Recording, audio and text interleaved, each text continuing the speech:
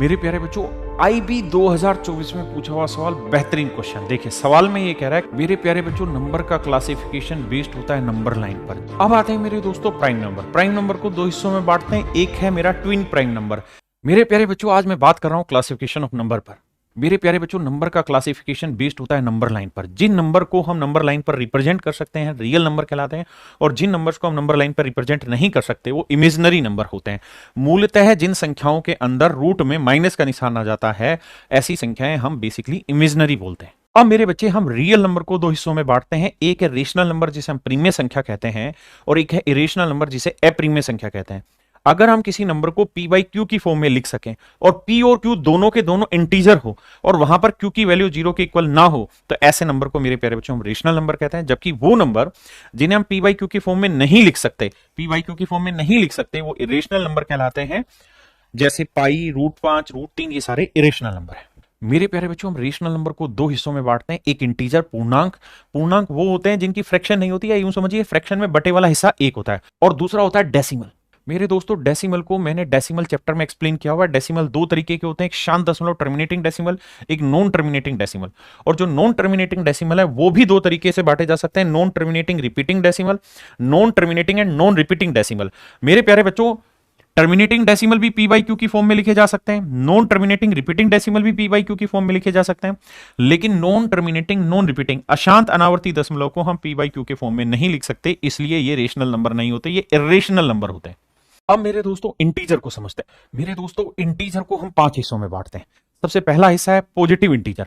इसी को हम नेचुरल नंबर भी बोलते हैं, प्राकृतिक संख्याएं भी कहते हैं। ये 1 2 3 4 5 ये सब रहता है। एक होता है नेगेटिव इंटीजर जिसे ऋणात्मक पूर्णांक कहते हैं, -1 -2 -3 -4। और जीरो जो होता है मेरे बच्चे उसे हम बोलते हैं जीरो इंटीजर, क्योंकि जीरो को ना तो हम पॉजिटिव काउंट करते हैं ना हम नेगेटिव काउंट करते हैं। नॉन पॉजिटिव इंटीजर होते हैं जो पॉजिटिव नहीं है, जैसे -1 -2 -3 -4। और जीरो भी पॉजिटिव नहीं है, क्योंकि जीरो ना पॉजिटिव है ना नेगेटिव, तो ये मेरे बच्चे नॉन पॉजिटिव इंटीजर कहलाते हैं। ऐसे ही एक रहता है नॉन नेगेटिव इंटीजर, गैर ऋणात्मक पूर्णांक। इनमें जीरो ऋणात्मक है नहीं, 1 2 3 4 ये सब पॉजिटिव है, तो जो नेगेटिव नहीं है वो भी। और जो नॉन नेगेटिव इंटीजर है इन्हीं को हम कहते हैं होल नंबर। मेरे दोस्तों अब हम बांट रहे हैं पॉजिटिव इंटीजर को। पॉजिटिव इंटीजर का ही नाम नेचुरल नंबर है, 1 2 3 4 से शुरू होते हैं। सबसे पहले 5 टुकड़े करेंगे। पहला टुकड़ा है इवन नंबर, सम संख्या, जो नंबर 2 से डिवाइड हो, जैसे 2 4 6 8 ये सब। दूसरा टुकड़ा है ओड नंबर, विषम संख्या, जो 2 से भाग नहीं होती, 1 3 5 7 9 ये 2 से भाग नहीं होते। तीसरा टुकड़ा है मेरे बच्चे प्राइम नंबर, अभाज्य संख्या। प्राइम नंबर वो नंबर होते हैं जिसके केवल और केवल दो ही टुकड़े होते हैं, दोनों डिफरेंट होते हैं। एक टुकड़ा 1 होता है और एक टुकड़ा वो नंबर खुद होता है, जैसे 2 3 5 7 11 13 ये सब प्राइम नंबर है। कंपोजिट नंबर क्या होते हैं मेरे प्यारे बच्चों? कंपोजिट नंबर वो नंबर होते हैं जिसके 2 से ज्यादा डिफरेंट टुकड़े होते हैं, 2 से अधिक टुकड़े होते हैं, जैसे 4 8 12 इनके 2 से ज्यादा टुकड़े हैं। परफेक्ट नंबर मेरे बच्चों, जैसे मैं आपको कहूं कि 6 के फैक्टर करिए तो 1 2 3 6, तो जब हम किसी नंबर से उसका एक फैक्टर वो खुद होता है वो उसे हटा दें और बाकी जितने फैक्टर बने इन सारे फैक्टर का जोड़ अगर हम करें और अगर इन सारे फैक्टर का जोड़ इसके बराबर आ जाए तो परफेक्ट नंबर होगा। जैसे 3 2 5 और 1 6, तो 6 मेरे बच्चों एक परफेक्ट नंबर कहलाता है। और 4 परफेक्ट नंबर होते हैं, सबसे छोटा 6, फिर 28, फिर 496, फिर 8128 और इससे भी आगे, लेकिन आप इतना याद रखिए। अब आते हैं मेरे दोस्तों प्राइम नंबर। प्राइम नंबर को दो हिस्सों में बांटते हैं। एक है मेरा ट्विन प्राइम नंबर, जुड़वा अभाज्य संख्या, यानी वो अभाज्य संख्या जिनके बीच का डिफरेंस 2 हो। जब दो प्राइम नंबर के बीच का डिफरेंस 2 हो तो उन्हें हम ट्विन प्राइम नंबर कहते हैं। एक होता है को प्राइम नंबर, सह अभाज्य संख्या।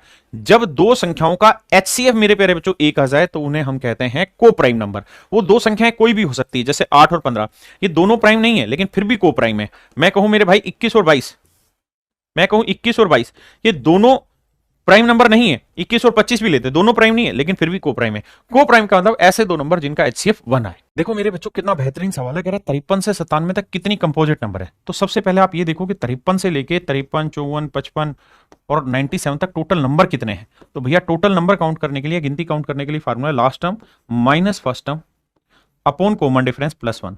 तो मेरे बच्चे 97 में से 53 घटाएंगे तो आएगा 44, 44 और 1 45 मेरी वैल्यू हुई। अब मेरे दोस्तों मुझे ये देखना है कि 53 से लेकर 97 तक टोटल कुल मिला के कितने प्राइम नंबर होते हैं। तो मेरे बच्चे हम जानते हैं कि 1 से 50 तक 15 प्राइम नंबर हैं और 1 से 100 तक 25 हैं। तो 50 से लेके 100 के बीच में कितने प्राइम नंबर हुए? तो 25 में से 15 के 10 प्राइम नंबर हुए। तो मेरे बच्चे मैं कह सकता हूं कि 50 से लेके 100 तक 10 प्राइम नंबर हुए और 1 से 100 तक में सबसे बड़ा प्राइम नंबर 97 वो शामिल है। तो इसका मतलब इस 45 में से 10 नंबर हटा देंगे तो बचे कितने? 35। यानी 45 नंबर है 53 से लेके 97 तक, इनके बीच में 10 प्राइम नंबर है मेरे भाई। 53 से लेकर 97 तक 10 प्राइम नंबर है, तो अगर टोटल नंबर में से प्राइम हटा देंगे तो बाकी कंपोजिट आएंगे, तो मेरे बच्चे मेरा आंसर होगा 35। मेरे दोस्तों देखिए सवाल में पूछा कि इस तरीके के 3 प्राइम नंबर क्या है, तो n की क्या पॉसिबल वैल्यू हो सकती है।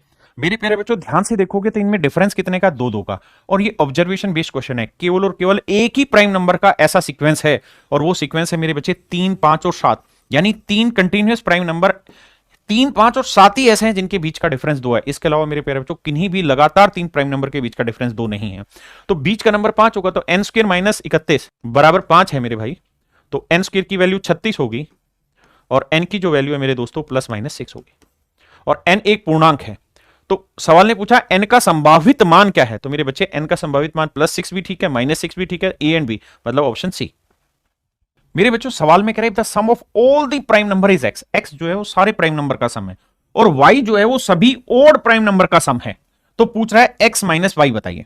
मेरे बच्चों x क्या है, सारे प्राइम नंबर का सम, और y क्या है, सारे ओड प्राइम नंबर का सम। मेरे बच्चों केवल और केवल 2 ही इकलौता इवन प्राइम नंबर है, इसके अलावा बाकी सारे प्राइम नंबर ओड हैं। तो इसमें से जब ये माइनस करेंगे तो ये सारे कैंसिल हो जाएंगे, बचेगा क्या, सिर्फ 2, और यही आपसे पूछा हुआ कि x माइनस वाई क्या होगा। मेरे बच्चों सवाल में कह रहा है कि एक 2 अंकों की संख्या 9a, तो बताइए a की वैल्यू क्या लें कि ये एक प्राइम नंबर हो। मेरे बच्चों आपको कुल मिला के देखना कि 90 से लेकर 99 तक कितने प्राइम नंबर होते हैं, तो सर a की प्राइम नंबर होता है और वो प्राइम नंबर होता है 97, तो a की वैल्यू होगी 7।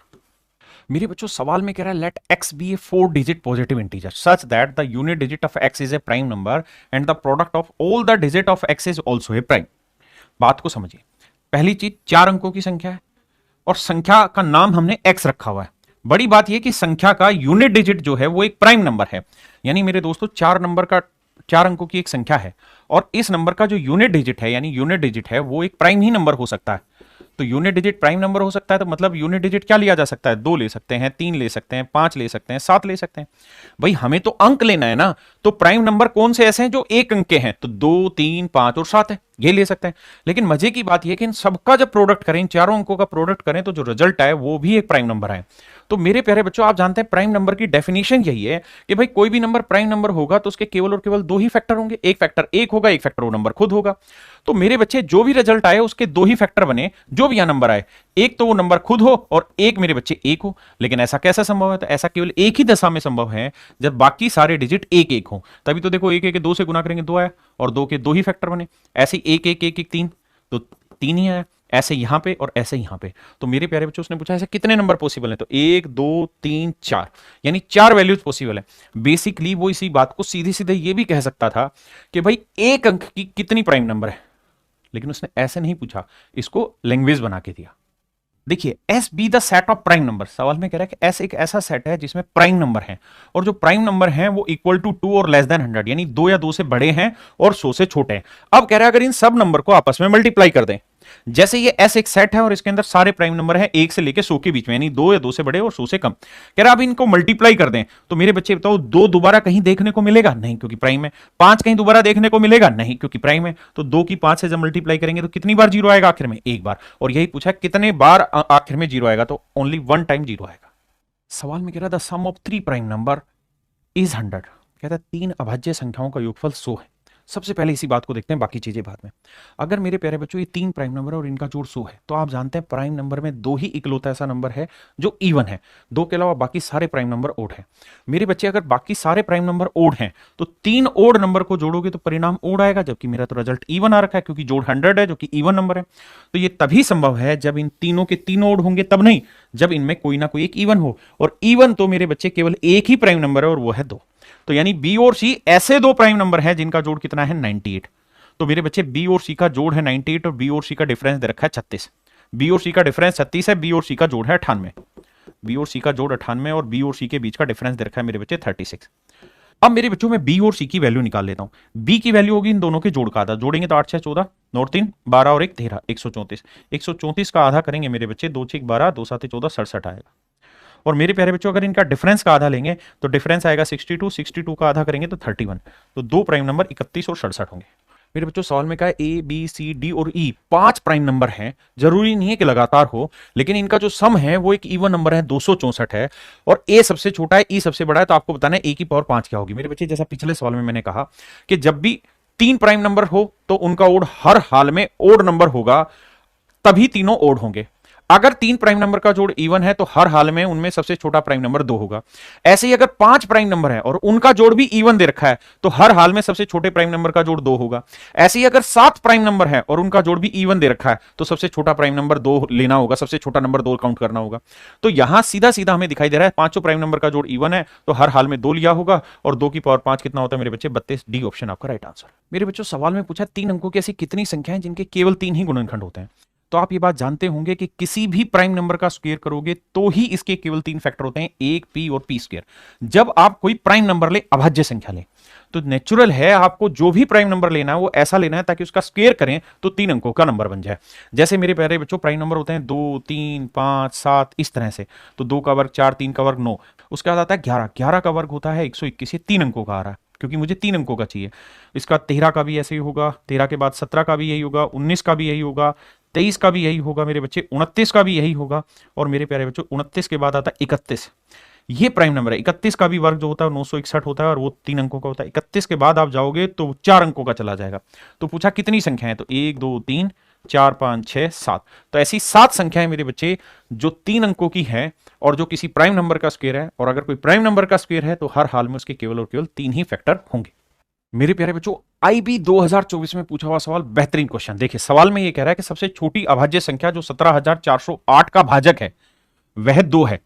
सवाल में यह कह रहा है कि भैया 17,408 का भाजक है और 17,408 को इन्होंने मेरे प्यारे बच्चों डिफाइन किया हुआ है क्या? 17 गुना 2 की पावर 10। 2 की पावर 10 होता है 1024, यानी 17 का कौन सा मल्टीपल है? 1024वां मल्टीपल।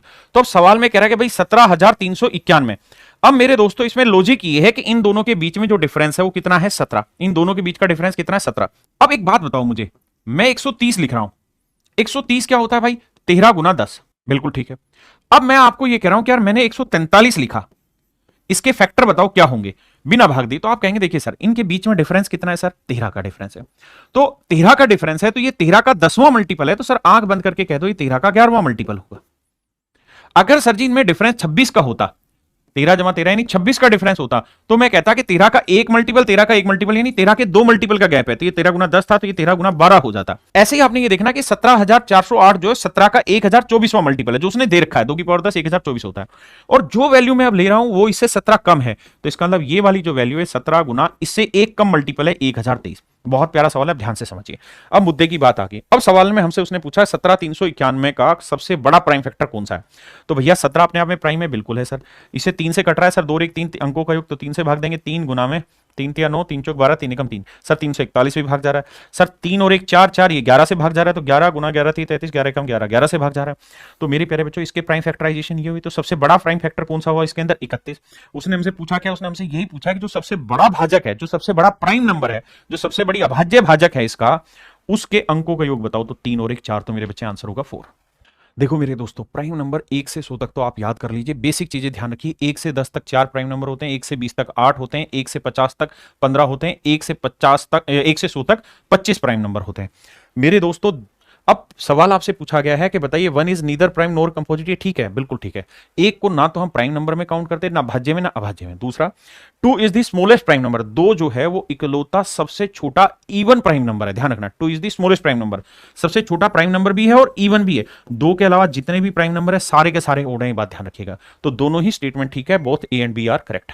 देखिए मेरे दोस्तों सवाल में पूछा है कि नीचे वाली स्टेटमेंट पर विचार करिए। पहली स्टेटमेंट है all prime number are odd numbers, गलत बात है। 2 एक इकलौता ऐसा प्राइम नंबर है जो इवन है, बाकी सारे ओड होते हैं। There are only 5 single digit prime numbers, ये बात भी गलत है। 5 सिंगल डिजिट प्राइम नंबर नहीं है। सिंगल डिजिट प्राइम नंबर 2 3 5 और 7, केवल 4 ही प्राइम नंबर है जो सिंगल डिजिट के हैं। There are infinitely many prime numbers, ये बात सही है कि अनंत अभाज्य संख्या है। ये prime number has only 2 factors, एक प्राइम नंबर के केवल 2 फैक्टर होते हैं। तो ये बातें ठीक है, बाकी सारी बातें गलत।